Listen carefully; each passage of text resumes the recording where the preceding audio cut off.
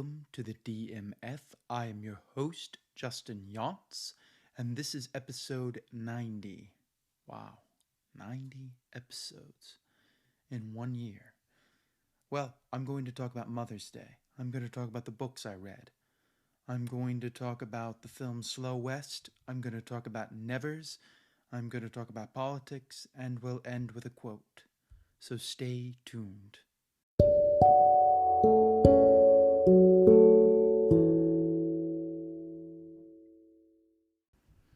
Well, it looks like we're going to have rain. And I hope everyone had a nice Mother's Day. I know I did. It was great. I got my mother a card.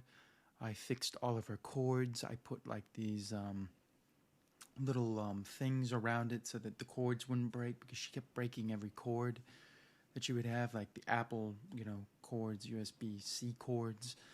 So I put this little protection on it. And I got her also a stronger cord, like a thick, like almost steel cord. Like there's no way you can actually break that thing. And I got her a book. I got her the first book in the Bridgerton series. I got her a card. And then when I woke up this morning, we read the book. It's an elephant book about mothers and sons. It's really sad and cute. It's a nice little moment. And then there's another book called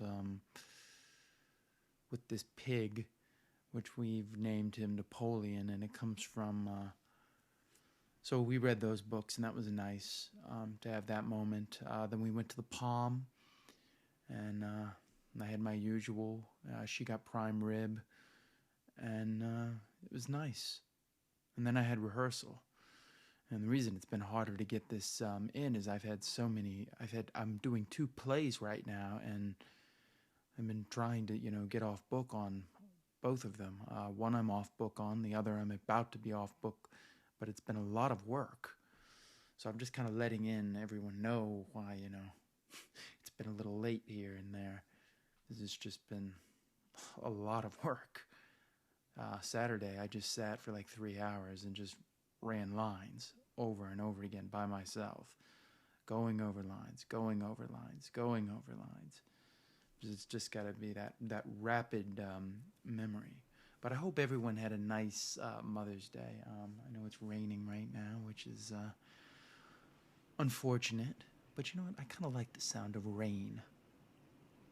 I hope you had a nice Mother's Day. Wow, that is some powerful rain. I was not expecting it to be that strong, but what can you do? Things happen. But yeah, my life has been going great. I feel like I'm becoming more Zen-like. I know probably everyone feels like that, and I just feel more calm and in control. And the more I do my meditation, the more work I do with Mind Valley, the more I realize that there's that voice that comes up when I'm like really busy and goes, "It's gonna be okay. Just take it easy." And I think if we can all find that voice that says it's gonna be okay, like with this rain right now. Normally I would shut it off, but I've never done a podcast during the rain, and I've got to be honest with you, this is one of my favorite sounds to listen to. When I go to sleep, I put on rain sounds, so it doesn't look like I have to do that, but it's probably not going to rain all night. But I do love the sound of rain. And let's reflect a little bit here. 90 episodes. That's amazing. It was just last year in May. And finally in June, I took the plunge that I did my own podcast. And here we are, almost about a year in, and I'm at 90 episodes. That's amazing. And I hope to only continue to grow. Next year, in June, we'll begin season 2. Season 2 of this podcast, which is amazing. I mean, most people do this and then they stop after 6 months. I've been going for a whole year. that shows that if you put in dedication and the time, you can do it. Anybody can do this. Anybody can do it if you have something to say. And I feel like I have something to say about life, about things. And, as I said, I feel like I'm becoming more zen-like. Like, things don't bother me as much. And I'm just, trying to find the good in everything. And I think if we can find the good in situations, we won't panic. Now let's talk a little bit about the books I read. So I stumbled across this book, The Visual MBA, Masters in Business Associate, Masters in Business, is, I believe what the degree would be. Well, anyways, it's supposed to cover the 2 years in a Master's Business degree by Jason Barron, and it's really cool. It's a short book, but it talks about business, and it has a lot of visuals. And I think a lot of these business books miss that. They need that visual. And there's these pictures, and then it's got the information. And it's a really nice read. It's similar to the Lemonade Stand book that I read, and I'm really learning a lot about business by just finding these simple books, and then graduating to more books. Just starting with that. The other book I'm about to finish is My Side of the Mountain by Jean Craighead George. It's more of a children's book, but it's really interesting. It's about a boy who, kind of goes off on his own and is trying to live off the land. And I don't know about you, but when I was a kid, I didn't want to do anything like that. I would be staying in the house. So those are some good books that I've read and I'm about to finish.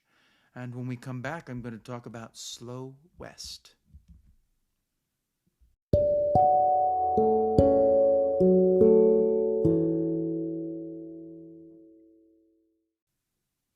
Let's talk about the film Slow West. Now, the significance of this film, normally I go straight into things, but I'm going to give a little backstory on why this film's kind of interesting. I was looking for films to watch, and I didn't have a lot of time, so I looked up films that were like only an hour and 30 minutes. And it came across Slow West and was like, okay, let me watch that. Now, I've bought this movie. I was going to see it at the theater. I've been trying to watch it, and finally I just sat down today on Mother's Day and said, I'm going to watch this film. And I didn't have much time, but I watched it. Wow, it blew me away. I like Westerns, but this was like a Western drama in the same way that Hostiles was done, the Christian Bale film. It was very, it's such a beautiful film, but it's a gritty, dark film in some ways, where it's looking at the light and dark of the West. And I was just floored. I was riveted. I could not believe how good this film was. Amazing cinematography, amazing direction. I'm like, this is like a gem that you need to watch. It's only an hour and 30 minutes, and they tell such an amazing story. So now let me get into the specifics here. It was directed by John McLean. This was his first feature film. Wow. The actors in it: Cody Smith-McPhee, Michael Fassbender, Karen Pistoris, Ben Mendelsohn, Rory McCain, The Hound, Brooke Williams. The music is done by Jed Kurzel. I'm just floored. Fassbender was amazing in this film. Cody Smith-McPhee brought such an interesting, not placid, but passive. This honest portrayal of somebody who tries to do the right thing in all situations. And Michael Fassbender is kind of seeing him in that situation. It's hard for me to really explain this film. It's about a boy who kind of goes off on his own, and he kind of stumbles across Michael Fassbender's character, and he becomes who's called Silas, and he kind of takes him to where he needs to go because he's trying to find this woman that he has been after. And it's the cinematography is just breathtaking. The shots they got, wow! Just when you talk about like paintings of a film or pictures, shots, this is that film. The shots in it are just breathtaking. And it's such a clean, fast, powerful story. The thing that I could most compare it to is Dead Man by Jim Jarmusch, the Johnny Depp film. It's similar to that film, but this is not black and white. And wow, the breathtaking visuals. It just is like, oh wow, now it's thundering. We're gonna have the whole shebang here on this podcast. We've got thunder, we've got rain. um, but wow, I mean, I was floored. I was kind of like, why did I wait so long to watch this? And now watching it, I'm like, I want to watch it again. I just is floored. This is one of the best things, one of the best westerns. It's one of the best films I've seen in a long time. And I've just been kind of sick of everything. And this is a film that kind of just drove me in and was like, oh, wow. Nobody knows about this film. It's a small film. I don't know anything about this film. And it just took me in. I don't even want to go into spoilers, but there's no point going into spoilers. The whole film's good. You can't go wrong with this film.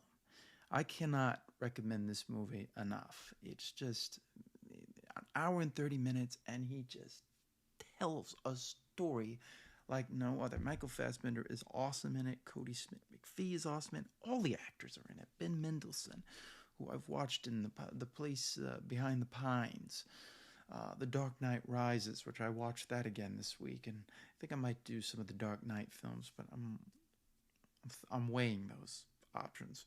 Ben Mendelsohn's in he's in Rogue One. What an amazing actor.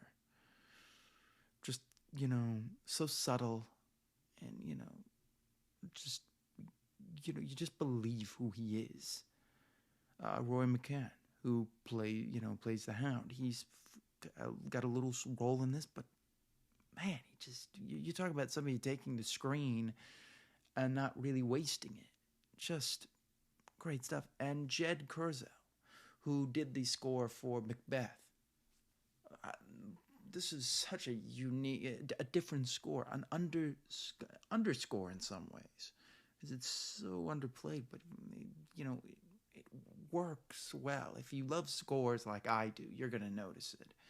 And I love how he scores things. I love Macbeth, and I love this, and I just think this is such a masterful film. I cannot recommend this enough. I don't want to spoil it for anyone. All I can say is it's one of the best films I've seen, and I can't recommend it enough. And I don't want to go into spoilers here. And when we come back, I'm going to talk about the Nevers.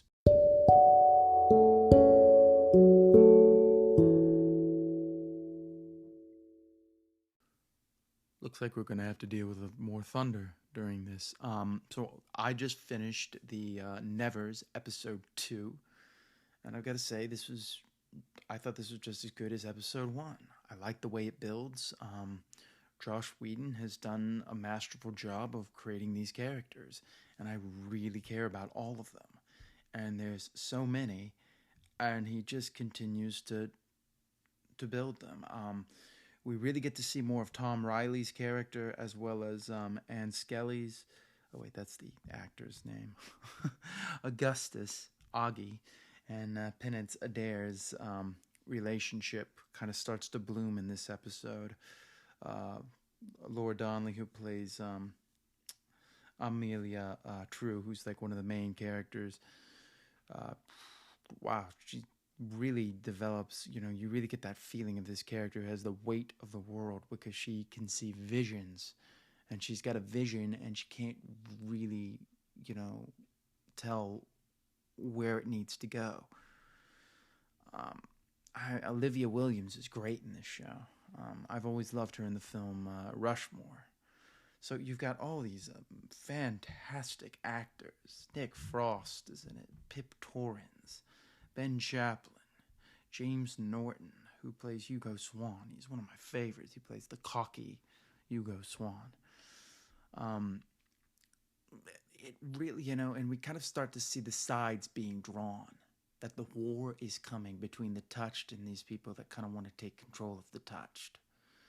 And so you've got these two, wars going, and I'm really enjoying the slow storytelling here.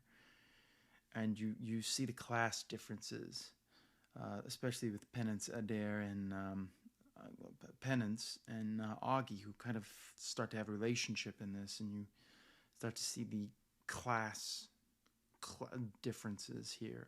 We have another character who is just discovered her powers, and she's trying to find the touched.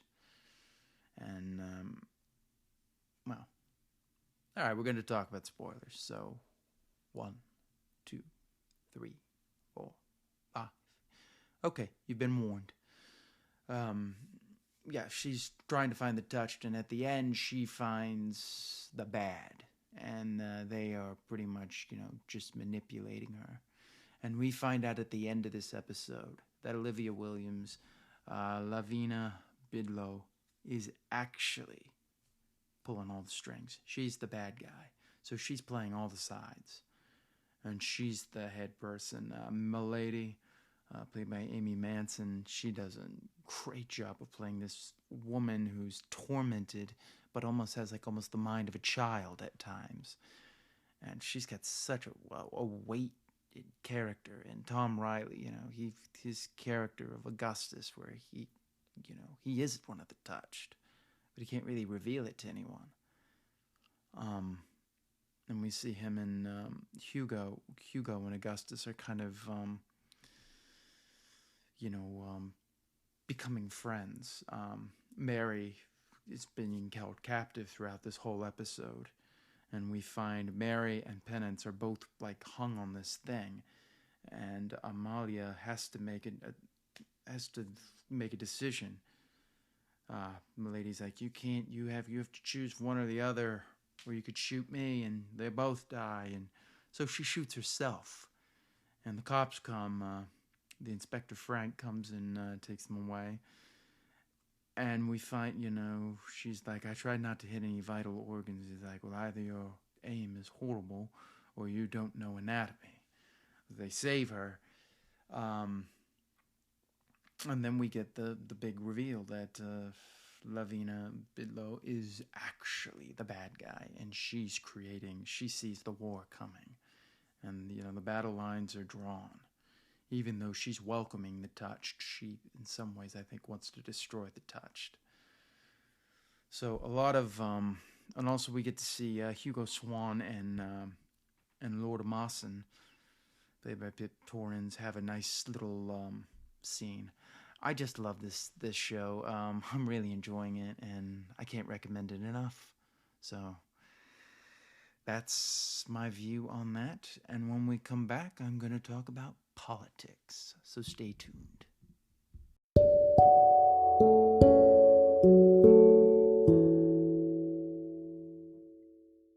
So let's talk about politics. The big thing that is happening is it looks like the Biden administration is backing the lifting of the COVID-19 vaccine patents, which the problem is a lot of Moderna and Pharma and Johnson & Johnson, they want to protect their patents so that you can't make, generic versions. They want to protect all the profits. And we're seeing more and more, if they lift the patents, it will allow it to get into these poorer countries that need generic versions so everybody can get this vaccine. And they seem to be against it. And Bill Gates has been one of the head people to say he's against it. He says that it's going to, Dr. Fauci says that he believes that this will, that this could be dangerous, that it'll take too long and stuff. Yeah, it might take longer, but once they get it, they'll get it. And we really need to help these other countries, because if we don't, the variants are going to spread, and we need to do everything we can now. In the United States, we are seeing a drastic drop in the COVID deaths as well as COVID cases. And so that is good all around. We're getting into the front of this. So we need to help this with the other countries. As a professional wrestling fan, I'm seeing Japan is suffering, just like India's suffering. Japan, several guys got it in New Japan, and they had to cancel shows. And I don't even know if we're going to have the Olympics there. I mean, a lot of problems are happening, so we need to help as much as we can. And I think backing the lifting of the vaccines patents is one of the best ways to do that. Now, I've heard arguments on both sides, but I've got to believe that, lifting the patents is the way to go, and I hope that's the way to go. Other big thing that happened here, Caitlyn Jenner. Caitlyn Jenner is running for governor of California, and she's running on the Republican ticket. She went on Hannity, and she released an ad, and the ad is really good. It, shows case hope and things like that. The thing that doesn't show is policy. And a lot of us progressives want to see policy, but that's not who she's running for. She's running for the Republican ticket, and they just want what sounds good. And she's hitting all the buzzwords that they like. She could be their new Trump. The funny thing is South Park predicted this when they had Mr. Garrison ran for president. His running mate was Caitlyn Jenner. And now here Caitlyn Jenner is running for governor. And who knows, she may be the big threat to the Democratic Party and the weapon that the Republican Party has been waiting to have, a transgender person who represents Republican politics. So that will be interesting to see where this goes. She's trying to say she's going to help the little guy, although this is somebody who is making tons of money and has made a lot of money. So I don't see how she can agree with that, but that's, where we're going. Some people think she looks like a clown. Some people are interested. It's going to be interesting to watch. Gavin Newsom, I don't know, he's not very popular right now, but maybe if he goes against Caitlyn Jenner, he'll look popular by comparison, which is really sad that that's how we're going to look at politics, but that seems to be the way they want to look at politics in this country. I think that's really sad. Another thing that has happened is Biden is looking to raise the limit on the number of refugees allowed into the United States, which Trump's administration limited it to 15,000 refugees, and it looks like he wants to allow as many as 500 refugees to enter the United States during the next 6 months, which I think is a good thing. Some people are completely against that. They think that letting in foreign people leads to crime, and I don't agree. I think we need to help these people, but that's me. I'm a humanitarian, and I believe in, helping. So we shall see. I'm sure this will be a Republican talking point that they can use because the midterm elections are coming up, and Joe Biden better get to work on some things. He better get some stuff passed because the clock is ticking. He needs to convince people that he knows what he's doing with the power and that to keep him having power. Otherwise, they're going to, we'll try the next guy, because that's what they do. If you don't do anything with the power, we just move on to the next person. And it's unfortunate. So we'll have to see how this leads. Let's see if in September he actually does pull out of Afghanistan. We will see about that. And that's about it on politics. Those are the big stories. Other things happened, but those are the big things I wanted to talk about. It was the patent, Caitlyn Jenner, and Biden raising the refugees. So let's end with a quote. And the quote I'm going to talk about is Henry Ford. So let's talk about that.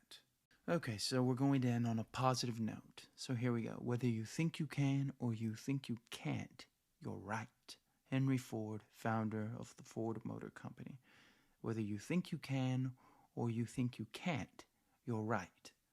So what it's saying is, basically, if you say, I can't do this, yeah, you're right. But if you say, I can do this, you're right as well. So it goes both ways. You're right in both ways. It's all about perception. Perception is everything. And very few people learn this. They want to believe that, that I just can't do this. Like, there's no can't, there's no can. It's whatever you believe.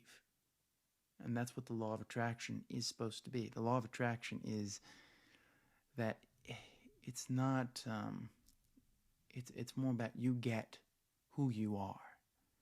And that's kind of way, and I think it's a great quote. And it's one of the famous quotes, and it's been misconstrued many times. But it's great. I remember they did it in Family Guy when Stewie was running out. He said, "Remember, Brian, whether you think you can or you think you can't, you're right." So that was funny. But it's a great quote. And if you think about it, I think it'll help you a great deal. And with that, I think that about does it. I want to say thank you for listening. As always, you can find me at Justin Yachts. And I will see you next time on the DMF.